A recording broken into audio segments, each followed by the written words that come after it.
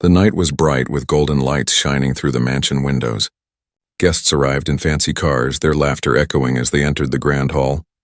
The air smelled of perfume and expensive wine. Mr. Caldwell, a proud millionaire known for his sharp tongue, stood near the piano with a glass in hand. He loved showing off, especially when it made others feel small. Maria, the maid, moved quietly through the room, arranging trays and cleaning corners. She wore a simple uniform, her hair tied back neatly. She never spoke unless spoken to, always careful to stay invisible. The guests barely noticed her, but Mr. Caldwell did. Not because he respected her, but because he enjoyed reminding her of her place. Tonight he was in a playful but cruel mood. When the guests settled near the grand piano, one of them asked, "Do you still play, Mr. Caldwell?" He chuckled and said, "Not anymore, but maybe my maid can give us a tune." Everyone laughed. Maria froze, unsure if she had heard him right. Mr. Caldwell smirked and repeated louder, "Come, Maria, play something for us. I'm sure you've been polishing this piano long enough to learn how it works." The crowd laughed again, some whispering, some smirking behind their glasses. Maria's heart began to race. She looked at him with fear and confusion. "Sir, I can't," she said softly. He leaned forward and said, "You can and you will, don't be shy. We're all friends here." His voice sounded polite, but the glint in his eyes was cold. He wanted to see her fail, to laugh when she stumbled slowly. Maria walked to the piano. Her hands were trembling. The laughter in the room felt heavier than the air itself. She sat on the piano bench, her eyes on the black and white keys she had cleaned so many times. She could see her reflection on the glossy surface, small, scared, and lost. For a moment she thought about running, but then she remembered something. Her father's face smiling at her when she was a child, telling her that music was a language that came from the heart. She took a deep breath. The room went quiet. The guests leaned forward, expecting a disaster. Maria placed her fingers gently on the keys. For a few seconds, nothing happened. Her heart pounded so hard she thought everyone could hear it. Mr. Caldwell chuckled under his breath, ready to make another cruel joke. But then a soft note broke the silence. It was shaky, uncertain, yet strangely beautiful. She pressed another key, then another. Slowly the sound began to flow, like a whisper finding its strength. The guests stopped smiling. Maria's hands started to move faster, smoother, as if they remembered what her mind had forgotten. Every note carried a memory. Her father teaching her scales on a broken old piano, her mother humming along while cooking, the tiny room filled with warmth and love. The sound of the grand piano filled the hall, clear and powerful. The laughter vanished completely, replaced by something else, awe.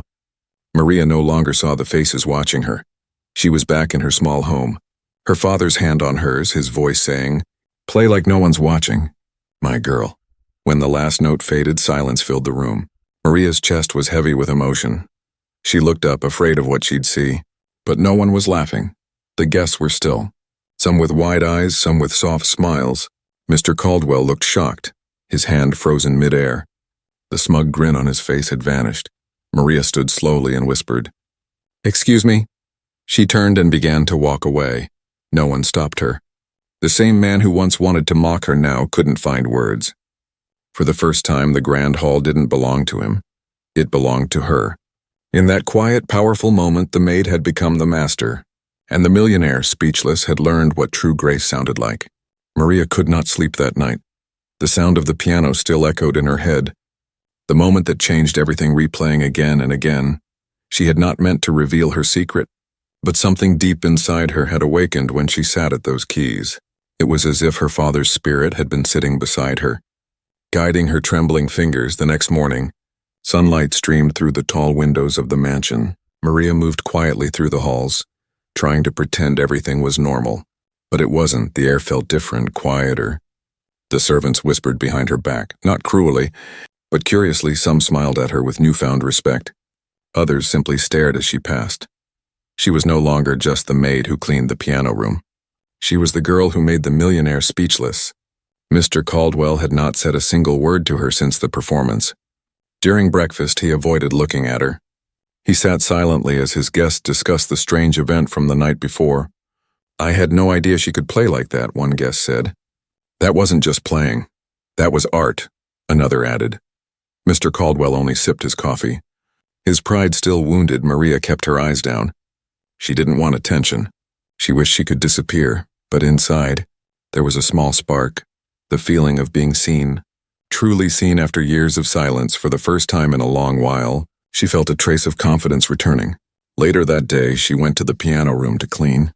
As she wiped the dust from the keys, she smiled faintly, remembering the calm that music had brought her. It felt like home. Suddenly, she heard footsteps behind her. Her heart jumped. It was Mr. Caldwell. He stood by the door, watching her quietly. He cleared his throat. "You play well," he said stiffly. Maria froze, unsure what to say. "Thank you, sir," she whispered. "Where did you learn to play like that?" he asked, walking closer. "My father taught me," she replied. "He was a music teacher." Mr. Caldwell nodded slowly. His voice softened. "I didn't expect that," he said. There was an awkward pause. He looked around the room, avoiding her eyes. "I may have been harsh last night," he continued. "I was trying to be funny." Maria stayed silent. Unsure if he truly meant the apology, he added quietly, "It wasn't right." For a moment, Maria saw something human in his eyes. Guilt, maybe even regret. She nodded gently. "It's all right, sir," she said, even though it wasn't. She forgave him not because he deserved it, but because she wanted peace. That evening, as the mansion quieted, Maria sat by the window of her small room. She thought of her father again. She missed him dearly, but she felt closer to him now than ever. Music had brought him back, if only for a moment. Meanwhile, Mr. Caldwell sat alone in his study, swirling a glass of whiskey. He could not shake the sound of Maria's music from his mind. It had touched something in him he didn't understand. All his life he had believed money and power defined worth. But that night, a maid with worn hands had reminded him what true beauty was. The next morning, he made a decision. When Maria entered the hall, he called her over. "Maria," he said, his tone unusually calm, "would you play again this evening?" She looked at him in surprise. "For the guests?" she asked. "No," he said, shaking his head.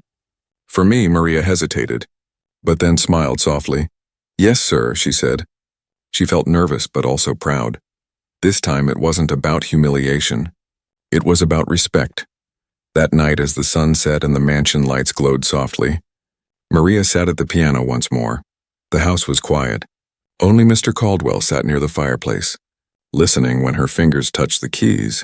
The music flowed again, gentle and warm. It filled the empty halls, wrapping both of them in peace. When she finished, there was silence again. But not the awkward kind. Mr. Caldwell looked up and said simply, "Thank you." His voice was sincere. Maria smiled and bowed her head. For the first time in his life, Mr. Caldwell didn't see her as a maid. He saw her as an artist, and for the first time in hers, Maria didn't feel small anymore. She felt alive, powerful, and free. Days passed, and the memory of that quiet evening refused to fade. The mansion seemed softer now, less cruel. The tension that once hung in every hallway had turned into something gentle. Even curious, Maria noticed that Mr. Caldwell no longer barked orders the way he used to. Instead, he often stopped by the piano room, pretending to check the furniture, while his eyes drifted toward the keys. Maria didn't know what to make of it. She was used to blending into the background, not being noticed, but now, whenever she walked past the grand hall, she felt his gaze following her, not harsh or mocking, but thoughtful. Still, she tried to stay invisible. She didn't want to believe a man like him could truly change. One afternoon, while she was polishing the piano, she heard footsteps again. Mr. Caldwell entered with a folder under his arm. He cleared his throat awkwardly and said, "Maria, I need your help with something." She turned, surprised. "Yes, sir." He placed the folder on the piano and opened it. Inside were several old music sheets, yellowed with age. "These were my mother's," he said quietly. "She used to play this piano before she passed." His voice trembled slightly. "But I never learned to read her music." Maria looked at the pages, recognizing the handwriting of someone who loved every note. "It's beautiful," she said softly. "Would you play one for me?" he asked. She hesitated, but something in his tone was genuine. "Of course, sir," she replied. As she began to play, Mr. Caldwell sat silently, staring at the keys as if seeing ghosts come alive. The melody was tender and filled with sorrow. Maria's fingers carried the emotion perfectly. Her heart swelled with empathy. She could feel the loneliness in each note. When the last chord faded, she looked up and saw tears glistening in Mr. Caldwell's eyes. He turned away quickly, embarrassed.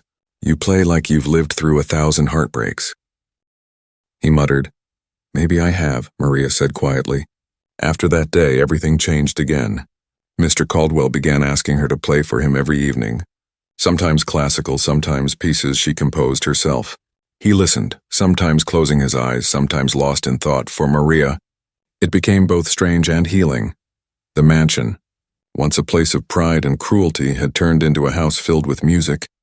One evening, after a long performance, Mr. Caldwell spoke softly. You know, when I first asked you to play that night, I thought it would be funny. Maria looked at him, unsure how to respond. He continued, I thought money could make me untouchable, but that night, you made me realize how empty I've been. Maria felt a mix of emotions, forgiveness, sadness, but also respect. Music has a way of showing people who they are, she said gently. Maybe it showed you what you were missing. He smiled faintly. Maybe it did, he admitted. I've spent years trying to buy happiness. And you reminded me it can't be bought. Maria didn't reply, but in her heart, she knew this was more than an apology. It was a man learning to be human again. Weeks later, something unexpected happened. A guest of Mr. Caldwell's, a famous music critic, visited the mansion while waiting for dinner. He overheard Maria playing. He froze in the hallway, listening in shock when the piece ended. He burst into the room. Who was that? He demanded. Mr. Caldwell, startled, replied, My maid. The man laughed. Maid? That's not a maid, that's a prodigy. Word spread quickly among the wealthy circles. Everyone wanted to hear the maid pianist at first. Maria refused, saying she was just a servant. But Mr. Caldwell told her, You're not a servant anymore. You're an artist. For the first time, she believed him. He arranged a small gathering one weekend, a private recital for a few close friends and patrons. Maria stood backstage, her heart pounding. But when she looked out and saw the same piano she'd once cleaned every day, she smiled. She no longer saw it as her burden. It was her bridge, between the life she'd lost and the one she was finally ready to claim. When she began to play, the room fell silent once again. Only this time she didn't tremble. She owned every note, every pause, every breath. Mr. Caldwell watched from the corner, proud and humbled. When she finished, the applause was thunderous. Maria looked at him and smiled. For years, he had ruled over her life with money and orders. But tonight she ruled the room with nothing but music. In that moment, the balance had shifted forever. She wasn't just the maid who played the piano. She was Maria, the woman who turned humiliation into art and silence into victory. The night of the recital changed everything. The applause still echoed in Maria's ears long after the guests had gone home. For the first time, she didn't feel invisible. Her hands, once rough from scrubbing floors, had commanded a room full of the rich and powerful. She lay awake that night staring at the ceiling, her heart full of something she hadn't felt in years, and hope. The next morning, Mr. Caldwell called her into his study. Sunlight streamed through the tall windows, illuminating the rows of books and expensive art. He looked different somehow, quieter, softer. Maria, he began, his voice careful. You've given me something I didn't know I needed. She blinked in surprise, unsure what he meant. He smiled faintly. You've reminded me that there's still beauty in this house. Maria didn't know how to respond. She simply nodded and said, Thank you, sir. But before she could leave, he added, I've been thinking, you shouldn't be cleaning floors anymore. I want to sponsor your return to music, properly lessons, recitals, and whatever you need. Maria froze. The offer was too big, too unreal. Sir, I can't accept that, she said quickly. You've already done enough. He shook his head. You don't understand. I'm not doing this out of guilt. I'm doing it because talent like yours shouldn't stay hidden. She stared at him, tears threatening to rise. My father used to say the same thing, she whispered. Mr. Caldwell smiled. Then let's honor his words. In the weeks that followed, Maria's life began to change. Music teachers came to the mansion to train her. She learned new compositions, refined her technique, and even started writing her own pieces again. Every time she sat at the piano, it felt as if her father's spirit was near, guiding her hands. But not everyone in the mansion was pleased. Some of the staff whispered behind her back, jealous of her new role. She thinks she's better than us now, one maid muttered. Just because the boss likes her music, another scoffed. Let's see how long that lasts. Maria tried to ignore the gossip. Yet deep down it hurt. She had worked alongside them for years. shared food, laughter, and long nights of cleaning. Now, they looked at her like a stranger. Meanwhile, Mr. Caldwell began inviting musicians and critics to the mansion regularly. Each time, Maria performed with quiet confidence. Her story, the maid turned pianist, began spreading beyond those walls. People wanted to see her, hear her, know her. Then came the day Mr. Caldwell received a letter from the Royal Conservatory of Music. They had heard about Maria's story and wanted her to audition. When he handed her the envelope, her hands shook. "This is your chance," he said. "Don't let fear stop you." Maria smiled nervously. "I'm not afraid of failing, sir," she said softly. "I'm afraid of leaving." He looked at her confused. "Leaving?" She nodded. "This place. It may not have been kind to me at first, but it gave me a second chance." "And you—" She stopped herself, her voice trembling. "You believed in me." Mr. Caldwell's expression softened. "Maria, belief is easy when someone shows you what's possible," he said. "Go make the world listen." The day of the audition arrived. The grand hall of the conservatory was filled with musicians and judges. Maria's heart pounded as she stepped onto the stage. She took a deep breath, sat at the piano, and closed her eyes. For a moment, she wasn't in a competition hall. She was back in her childhood home, her father sitting beside her.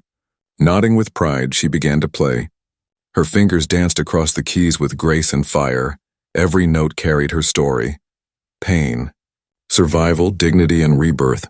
When she finished, the hall erupted in applause. One of the judges wiped away a tear. "You don't just play music," he said. "You live it." Maria bowed, her heart full. She had done it. She had turned her pain into power, her silence into song. When she returned to the mansion, Mr. Caldwell was waiting by the piano. "Well?" he asked with a smile. She laughed through tears. "They accepted me." He nodded, pride shining in his eyes. "I knew they would." For a long moment they stood in silence, the sound of unspoken gratitude between them. Maria's journey had started as an act of humiliation, but now her music had become her freedom. She was no longer the maid forced to play. She was the woman whose talent silenced cruelty, and whose heart turned shame into something eternal. Maria's days soon filled with new rhythms, morning practice, evening lessons, and long hours by the piano that no longer belonged to her employer but to her heart. Each note she played seemed to lift her further from the life she once lived. The maid's uniform had been replaced by simple dresses Mr. Caldwell had bought for her. Yet she never forgot who she was nor where she came from. Still, with every step forward, new challenges began to appear. The world outside the mansion was different, less forgiving. As her story spread, the maid who moved the millionaire, some people cheered for her, but others whispered cruelly. They said she only succeeded because of his wealth, that her talent was a product of pity, not skill. Maria ignored them at first, focusing on her music, but the words slowly began to sting. One morning, she arrived at her first rehearsal with the conservatory orchestra. The other musicians, all dressed elegantly, looked her up and down with raised brows. "You're her?" one of them asked, disbelief in his tone. "The maid pianist?" Maria smiled politely. "Yes," she said. "Though now I suppose just a pianist." The young man chuckled under his breath. "We'll see about that." When the conductor entered, he handed her the most difficult piece, a complex concerto meant to test her limits. Maria's palms grew sweaty. Her mind whispered that maybe they were right. Maybe she didn't belong. But then she remembered her father's voice again. "Calm and steady. Don't play to impress, play to feel."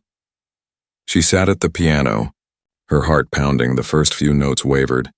Uncertain, then came the rhythm, the heartbeat of music itself flowing through her fingers. By the time she finished, the room was silent. The same young man who had mocked her stared wide-eyed. The conductor nodded slowly and said, "You've lived that piece." It was the highest compliment she could imagine. When Maria returned to the mansion that evening, Mr. Caldwell was waiting by the fireplace. "How was it?" he asked. "Terrifying," she admitted, laughing softly, "but wonderful." He smiled. "That's how you know it's worth it." Then he paused, his tone more serious. "Maria, I want you to know something. I didn't just sponsor you because of guilt or admiration." She looked up, confused. "Then why?" He hesitated, choosing his words carefully. "Because your music woke something in me that money couldn't, the feeling of being alive again." Maria didn't know what to say. She only smiled faintly and said, "Then I'm glad I played that night." But fate wasn't done testing her. A few days later, a gossip column published a cruel story, claiming Maria's relationship with Mr. Caldwell was more than professional. The headline read, "Maid becomes Millionaire's muse and more." The rumor spread quickly, tarnishing both their reputations. Mr. Caldwell was furious, Maria was heartbroken. For the first time since her rise began, she thought about quitting. "Maybe it was a mistake to dream again," she said one night. Her voice trembling, Mr. Caldwell looked at her firmly. "Don't let their lies decide who you are. You owe them nothing. But you owe your father and yourself and everything." She took his words to heart.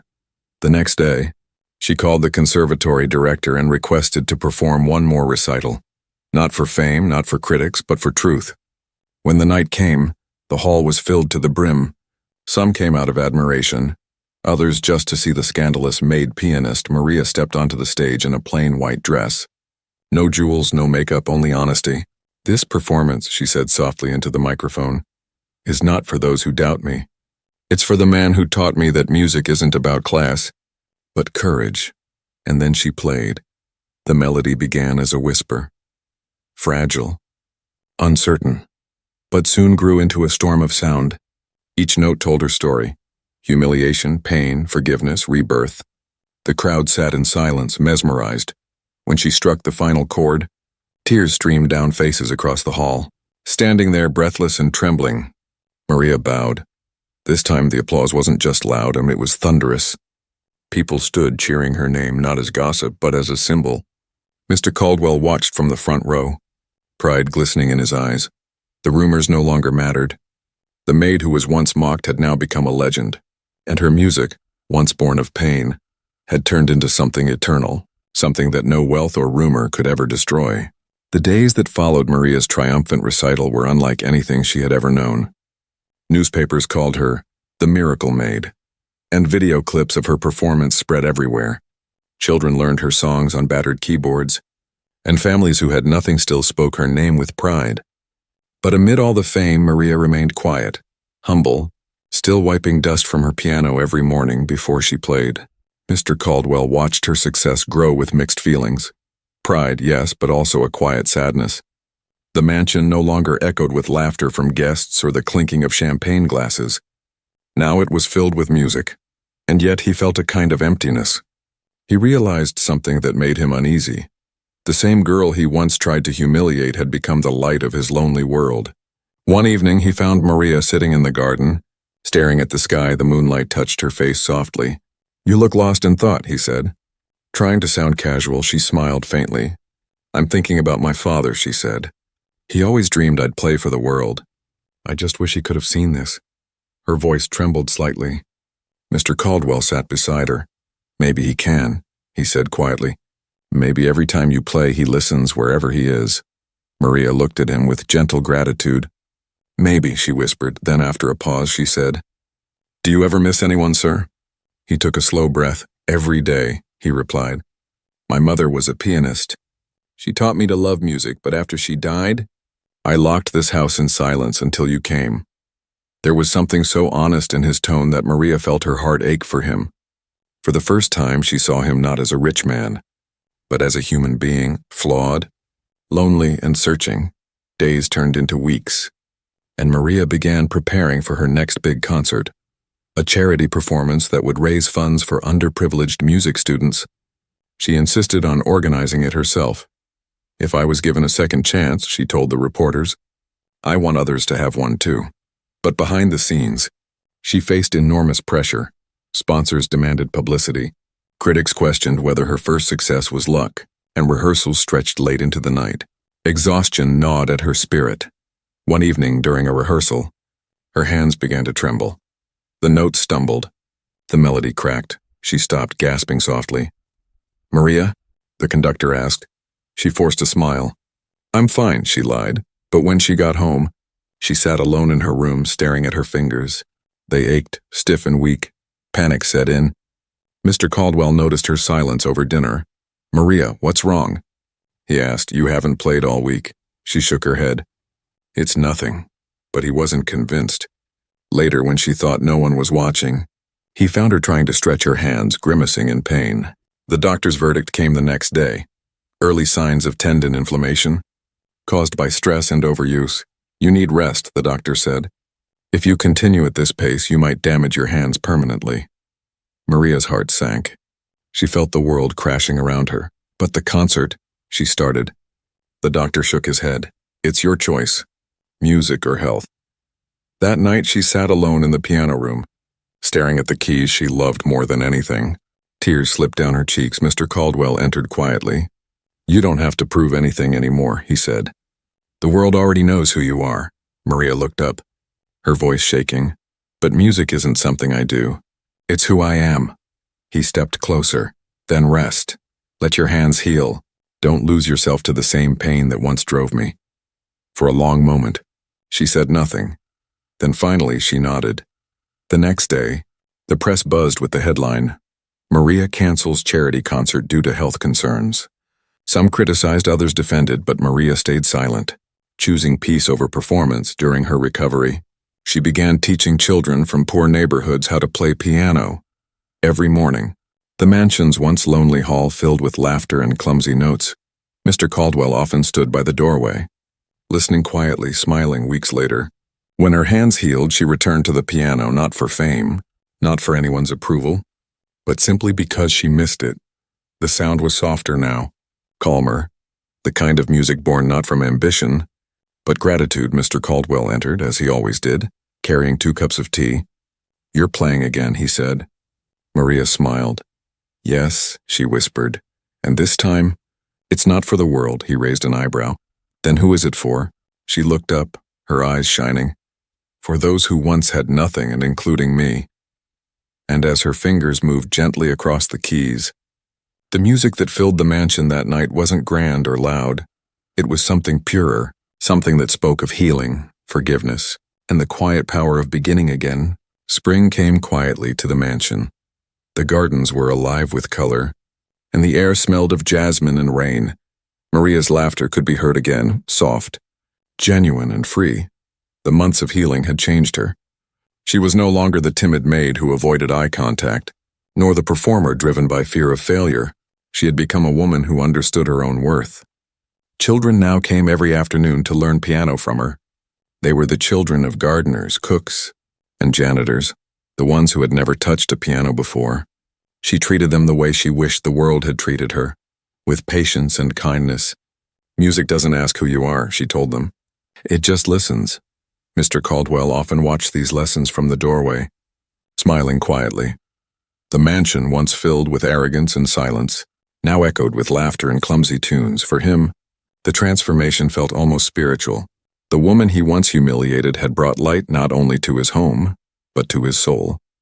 One afternoon, a letter arrived with a golden seal. Maria opened it and gasped. It was an invitation from the National Philharmonic Orchestra. They wanted her to perform as a guest soloist at their annual gala, one of the most prestigious stages in the country. Her hands trembled as she read the words aloud. They want me, Mr. Caldwell smiled proudly. Of course they do. The world finally caught up to what I already knew. Maria looked uncertain. It feels like too much, sir, she said softly. What if I'm not ready? He shook his head. You've been ready since the night you made me speechless. The following weeks were a blur of preparation. The city's newspapers began printing headlines again. The maid who became a maestro returns to the stage. But this time Maria didn't feel pressure. She didn't play for fame or to prove herself. She played because it was what she was born to do. The night of the gala arrived. The grand hall glittered with chandeliers and velvet curtains. Musicians tuned their instruments and an expectant crowd filled every seat. When Maria walked onto the stage in a simple silver gown, the audience went silent. Mr. Caldwell sat in the front row, his heart pounding with pride as the lights dimmed. Maria took her place at the piano.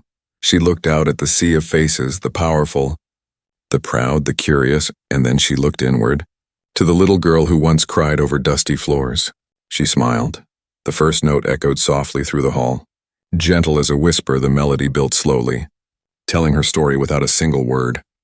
The keys spoke of her father's love, of humiliation turned into courage, of kindness that bloomed in unlikely places. Every note carried truth, raw and pure. The orchestra joined her, strings swelling behind her like a wave of emotion.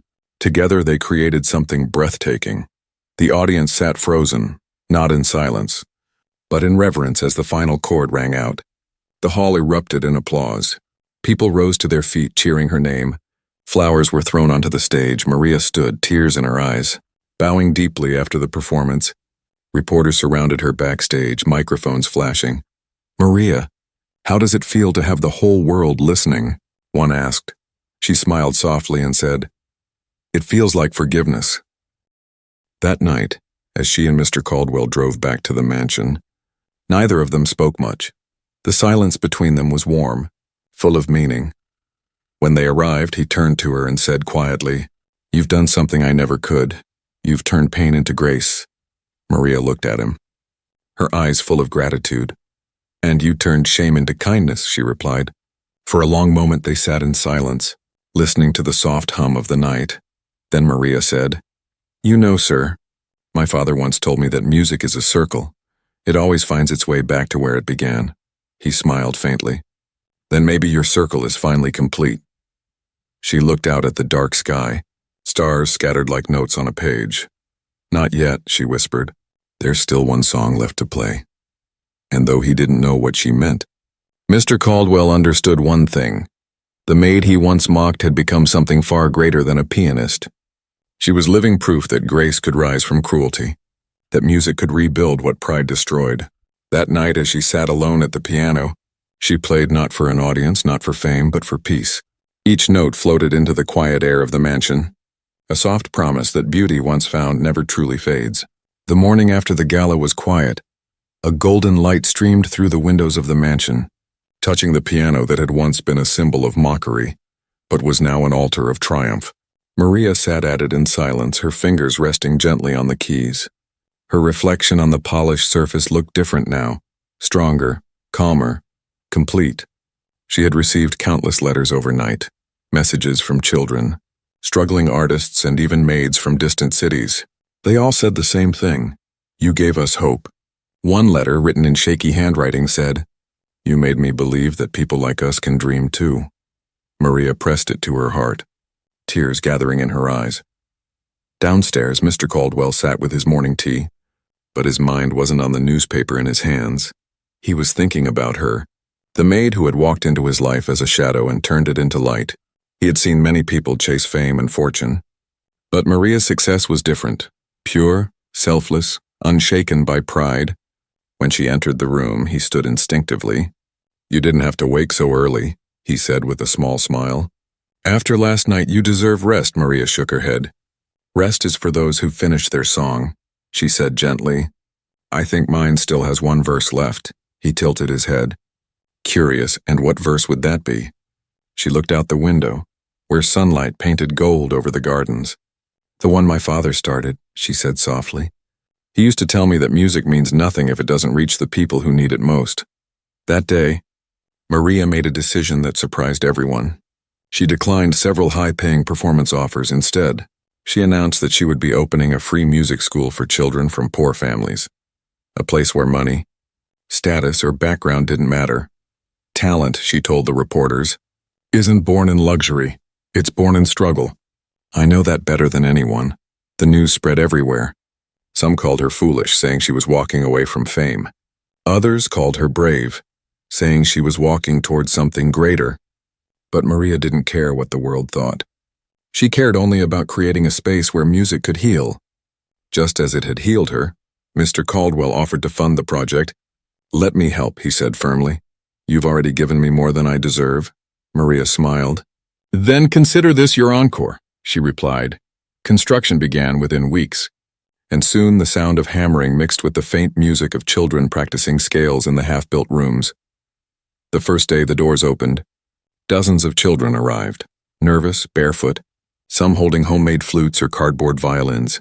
Maria greeted each one with the same warmth.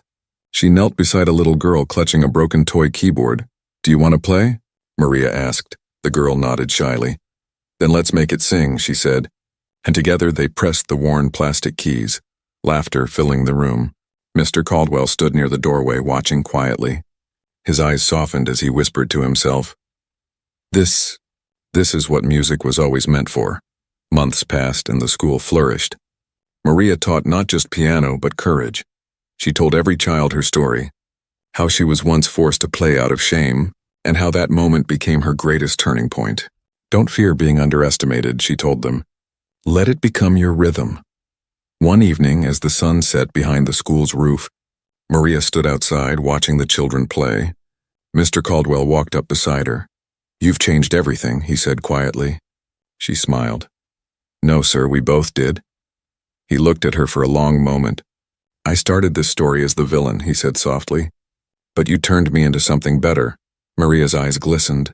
Music changes people, she replied. Sometimes even the ones who never expected to be forgiven. That night, she held a final concert, not in a grand hall, but in the courtyard of her school. The children played beside her, their laughter mixing with melody.